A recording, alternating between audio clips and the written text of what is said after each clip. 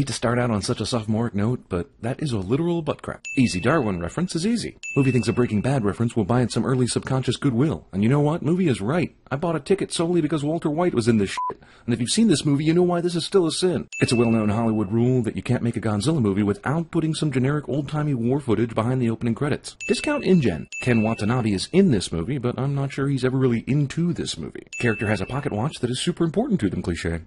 Hey guys, you gotta see this. You gotta see this, cliché. Movie combines aliens and Jurassic Park, forces us to realize that this is like the 33rd Godzilla movie ever made, and, well, god damn it. This one looks broken, like something came out of it. It's probably just the wind. Oh yeah, we are about to see some Godzilla.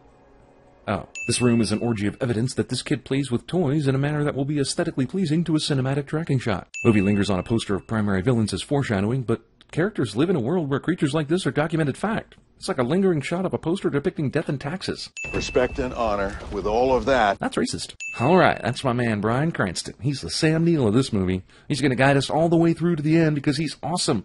I sure hope the filmmakers don't pull the rug out from under me on this prediction. So when we get there, don't even bother coming up. Just grab a team and go down to level 5. Death sentence. All right, let's make this quick. That is exactly what Juliette Binoche says to me in my recurring dream. Keep the doors open, my wife is still in there! Ugh. Don't do the thing because the someone is still in there, cliché. Thankfully for her and the audience, the radiation that is fast approaching her is doing so in a visible cloud-based form. Extra layer of door security arrives super late so that Joe and Sandra can say goodbye. Heroic teacher is the first one out when it comes to the classroom evacuation and leaves an army of abandoned children in her wake. Elizabeth Olsen isn't my army wife in this scene. Ringing phone prevents Elizabeth Olsen from answering yes to the question, have you driven a Ford lately? And son, you can't bury this in the past. Wait, what? Not only is Ford completely reversing his position after a terrible speech and deciding to help his father, but dude, you are in the U.S. military, and you're about to go break the law in Japan. Think about your career. Character pulls his mask off because air is more likely than not to be breathable, cliché.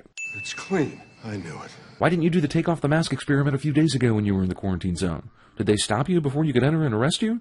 Because then how the f*** did you manage to get in with ease in broad daylight this time? Mothra reference serves to remind you that Mothra will be playing the aptly named Sir not appearing in this film. Floppy disks stacked in full view of surrounding destruction managed to survive extremely likely weather warping and other calamities for 15 years. Last time they just arrested him. This time, let's drive him further into the quarantine zone to headquarters and let him see everything going on. One of them says he used to work here, Doctor. Why didn't he say that the last time he was arrested? Or if he did, why didn't you care then? Found these discs and printouts in his bag. Not sure what to make of them. Well, you see, in 1999, there were floppy disks that stored data instead of the flash drives and we use now.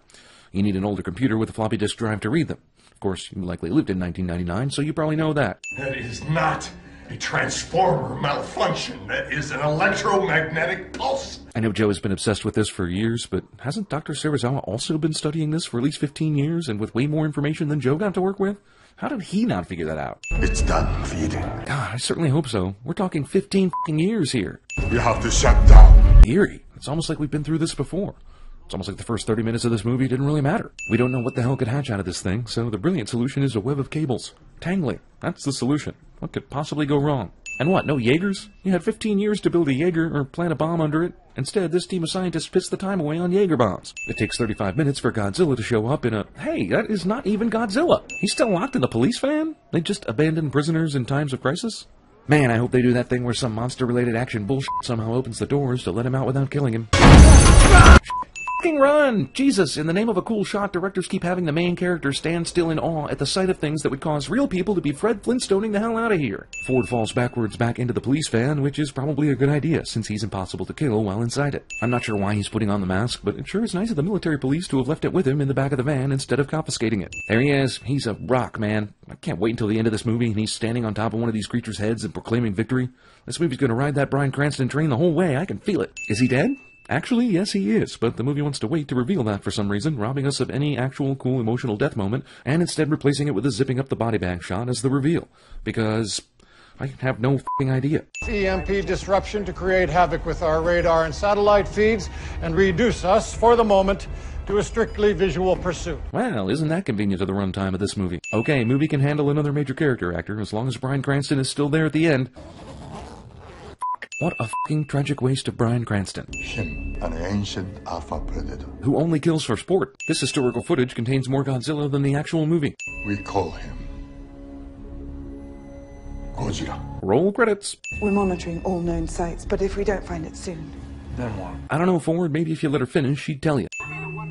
This wife who was worried sick about her maybe-dead husband would not put her damn phone on vibrate. F*** you, movie. And I'd probably let this LG product placement go without a sin if it wasn't for that stupid-ass curved phone, in case you confused it with Honolulu, Afghanistan. Unsupervised bastard plot kid plots to bastard this movie with his lack of supervision. Movie about big lizards can't resist using a little lizard in an establishing shot cliche. No more secrets. C-Tech astronomy? It actually ends up taking 55 minutes, half the f***ing movie, before Godzilla himself even shows up. And when he finally does, you'll swear for a moment you're actually watching the 1998 Godzilla. Godzilla is polite enough to swim under the ship so that the main character doesn't die too soon, but f*** these other boats. Oh, f*** it, let's throw a dog in peril in here suddenly and randomly. People love that. Godzilla will now be the hero of this story after drowning countless Hawaiians and destroying this city. Muto waits until the lights come on to make any noises or take earth-shattering steps, because this Muto has an excellent sense of dramatic timing. Muto decides not to use its EMP when threatened this time. I mean, why bother? Movie instantly makes itself unavailable for in-flight viewing with Nightmare Airport explosion sequence. Also, main character and current main antagonist Muto and Godzilla all end up at the Hawaii airport at the same damn time, even though the Muto could fly and Ford took a ship and then a helicopter to get there. Domino explosions. Holy shit, even Liam Neeson just pissed himself. Remove 2 cents. Wait, did you just cut away from the action just as Godzilla showed up? The fuck? Movie cheaps out and puts all the good Godzilla action into a fake TV news broadcast instead of showing it to us regular style. This is what happens when you hire a guy famous for making a movie called Monsters that basically doesn't have any monsters in it, only people. The boy's been separated from his parents. This kid wanders away because Godzilla movie is more interested in generic civilian drama than actual Godzilla stuff. Also, movie suddenly turns into Minority Report. That's the weird twist they put in this Godzilla movie. So ended the saga of the bullshit kid no one ultimately cared about anyway. But thanks for adding 7 minutes of runtime, you little f***er. Plot the speed and heading of these things. Isn't that what you were just talking about? Simulations uploaded. Satellite tracking continues. Was this line supposed to go before that shit? How the f*** would on-foot soldiers discover this destroyed vault at the exact time as the helicopter is circling the mountain? I'll tell you how, because the director had an idea for a cool shot. Okay, so this asshole needs nuclear fuel to survive and now needs to mate with the other Muto, so why Vegas? Why the hell does this creature need to destroy Vegas now? There's nothing for it here, and it could just go around, right? Is there an inherent need for the Muto to just destroy cities for no reason? The Muto has been around long enough to get on the local news, but word somehow didn't travel to this casino via Twitter, cell phone calls, police warnings, screaming assholes from the street, or anything that would normally happen in a situation like this. That's what you get for gambling, you bunch of degenerates. Believe it or not, on the whole, Vegas actually still made money on this day. Also, once again, movie delights in showing us the destruction, but almost none of the action that created it. Why does he swim so slowly that slow-ass aircraft carriers can keep up with him? Is Godzilla a slacker? Current tracking models indicate that all 3 targets are converging here, San Francisco Bay. Finally! Someone's gonna take care of the homeless problem in San Francisco. Also, the Mutos want to bang and they need nuclear energy to make a child. What the f*** is in San Francisco Bay that makes this possible? Or is it just the most romantic place to do this? Yes, Doctor? Godzilla may be the answer, I believe. He's here to restore balance. Dude, you didn't even know about electromagnetic pulses before Bryan Cranston came on the scene. Now you know with certainty what Godzilla's motives are? August 6, 1945. Hiroshima shaming. Hiroshima. It was my father's. That means you were born by August 6, 1945 then, right? Because your dad can't have died before he provided the sperm portion of you. So that makes you, in this modern set movie, a minimum of 69 years old, which is bullshit. The other possibility is that the biggest tragedy that happened to his father was that his watch stopped. This train and these weapons are headed to San Francisco! Shouting military guy is a wealth of information for the movie's primary, I guess, hero. He's in the movie a lot, I suppose. Also, what amazing timing that was to get there just as the train stopped and then be able to get on that train back to San Francisco. All action movies must have a pretty girl, regardless of story importance. End of discussion. It's 2014. This TV and these VHS tapes are a sin. I completely agree, sir. Unnecessary agreement confirmation of mandatory orders. I need to know the exact location of the Mutos ASAP. How do you not know this information already? This f***ing thing is filled with radioactive waste, and you have satellites and radar and all sorts of shit. And it's huge. We tried that before. Megatons, not kilotons. Nothing can withstand that blast. I really don't doubt the U.S. military would still think modern bombs would kill these things, but aren't you a little wary that the bomb back then didn't even put a scratch on Godzilla? What the hell is this asshole doing? This is the problem with the needs nuclear waste to survive trait. She has no reason to stalk prey or hide or be a horror movie villain. She should just constantly be moving and looking for that sweet ass. Yeah, like you give a f*** about a train horn. Is it wrong that this makes me horny? We interrupt this Godzilla movie to bring you Stand By Me. You know, this whole idea about luring the Muto to the water by putting the nuclear weapons in the ocean definitely had one flaw. If the weapons are so irresistible, then obviously the Muto would be able to detect and derail the train carrying the weapons before it got to San Francisco. I don't know why they didn't just fly there and get them there faster. Here's your second look at Godzilla in this movie. Yep, he's still useless. It's going to outrun us, sir. Godzilla lets the military tail him for half the Pacific Ocean before finally burning rubber. Unkillable character is unkillable. You gotta love that the Muto left one nuke relatively unharmed despite eating the entire train the nukes were on. Movie that went out of its way to have the protagonist have to protect a dumb kid puts the protagonist's own dumb kid on a bus so we don't have to worry about him the rest of the film. There's still buses on that bridge. The Golden Gate Bridge is in some sort of danger cliche. San Francisco still hasn't survived the birdemic. Honestly, I've seen this f***ing bridge destroyed in so many movies, I'd be surprised to go to San Francisco in real life and find it actually intact. Lieutenant Brody is the only EOD tech to survive the train attack. Irony. The arrogance of man is thinking nature is in our control. Okay, fine. If you want to preach about this and be the moral center of the movie, that's fine. Just know that you're the dumbass who spent 15 years studying this creature and thought a bunch of cables were going to contain the thing when it hatched, had no weapons ready to kill it, and basically f***ed the Bay Area in ways the Oakland Raiders haven't even dreamed of yet. Oh look, the pretty girl's in arbitrary peril. I am 100% the opposite of surprised. Did you just cut away from the action just as it was getting going again? Goddamn, you are the spitting image of my college ex. I tell you what, music commonly associated with 2001 is a bold choice. And the following skydiving scene is worth knocking a cent off for. The snipers on the rooftop are moving into position. But why? Are bullets suddenly effective? Was there not even one moment in the writing of this movie where someone stopped and said, hey, are we having the main character and the monsters conveniently show up in the same locations too many times? Yeah, better cut over to the boring humans and see what they're up to. I sure didn't want to see the big monsters fighting after 98 fightless minutes of movie had passed. Which one of these assholes was carrying a f***ing ladder? We're 27 mics! How has only an hour passed since they started the countdown on the bomb?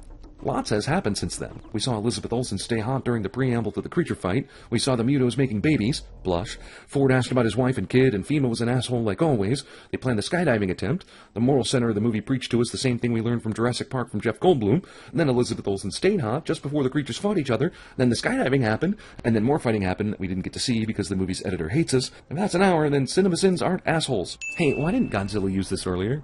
Just like Pacific Rim's magic sword. Seems like it could have been useful before now. I'm wondering if these army guys are serious with these guns, or is this just something planted in the movie to make it appear actiony? They f***ing stole this boat. This is just some boat on the harbor that they could carry the bomb to. Nobody programmed shit into this thing's autopilot. Yeah, no, this is the same issue with Jurassic Park's T-Rex and Cloverfield's Cloverfield. You can't just have Godzilla show up silently like he's a ninja or some shit. Also, good God, Godzilla is awesome. I hope future movies include him the next time, rather than giving us what amounts to 5 minutes of screen time. Godzilla and the protagonist both pass out at the same time. I mean, there are script parallels, and then there's this f***ing movie. Jesus, are they soulmates? Are they cosmically linked somehow? How did anyone know he was on the boat? He did that with no one around, and is the military really going to investigate a tour boat drifting into the water with all the other stuff they have to do? Wait, did Godzilla wake up, kill the Muto, then go back to the exact same place where he collapsed earlier? Well, on the bright side, San Francisco won't have to rebuild again until Star Trek Into Darkness happens. Movie expects me to get some kind of love boner over the reunion of two characters who had exactly 4 minutes of screen time together. Sort of? Not really. How come Godzilla's appearance out of the water in Hawaii caused a tsunami, but his entering into the water in San Francisco, just a little bit of boat wake? What's up with that?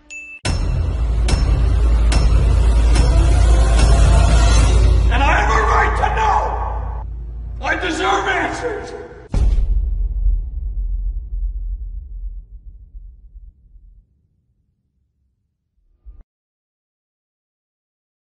We'll meet again. Don't know where. Don't know where.